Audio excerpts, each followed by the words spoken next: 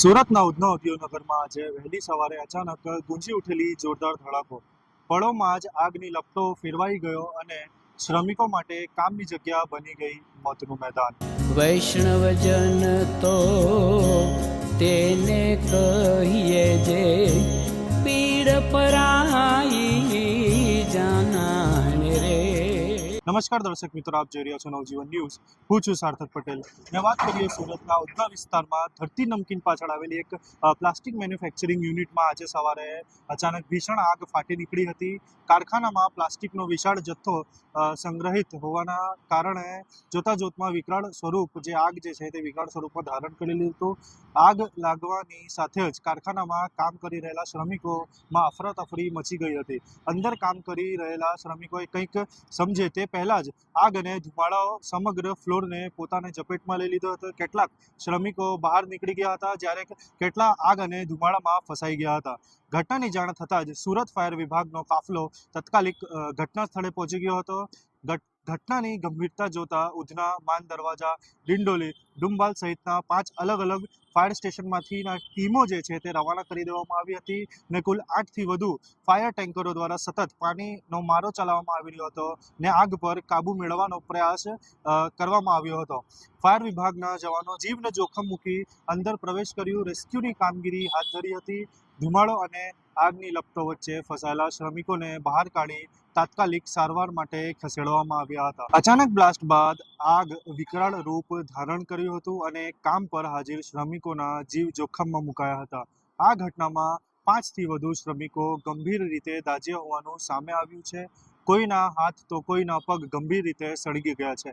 Fire વિભાગ અને સ્થાનિકોની મદદથી તમામ ઇજાગ્રસ્તોને 108 એમ્બ્યુલન્સ મારફતે સુરત સિવિલ હોસ્પિટલ ખાતે ખસેડવામાં આવ્યા છે, જ્યાં તેમની હાલત ગંભીર હોવાનું જાણવા મળેલ છે અને તબીબોને ટીમ દ્વારા સતત સારવાર આપવામાં આવી રહી છે. પ્રાથમિક તપાસમાં શોર્ટ સર્કિટનું કારણે આગ લાગી હોવાનું અનુમાન સેવાઈ રહ્યું છે, પરંતુ શ્રમિકોના નિવેદન અનુસાર કામ દરમિયાન બ્લાસ્ટ થયો હોવાની વાત પણ સામે આવી છે. હું છું સબ fire officer Rohit ખલાસી. Udhna Udyognagar road number 3 ખાતે આગની ઘટના બની હતી પ્લાસ્ટિકના ગોડાઉનમાં, એવો અમને ફાયર કંટ્રોલ તરફથી કોલ મળ્યો હતો. એટલે ઉધના, માન દરવાજા અને ડિંડોલી, ડુંબાલથી ગાડી રવાના કરી હતી. અહીંયા અમે આવીને જોયું તો ધુમાડો પુષ્કળ પ્રમાણમાં હતો અને પહેલા મારે આગ ફેલાયેલી હતી. એટલે આવીને આગ અમે તાબડતોડ હોલવી નાખી.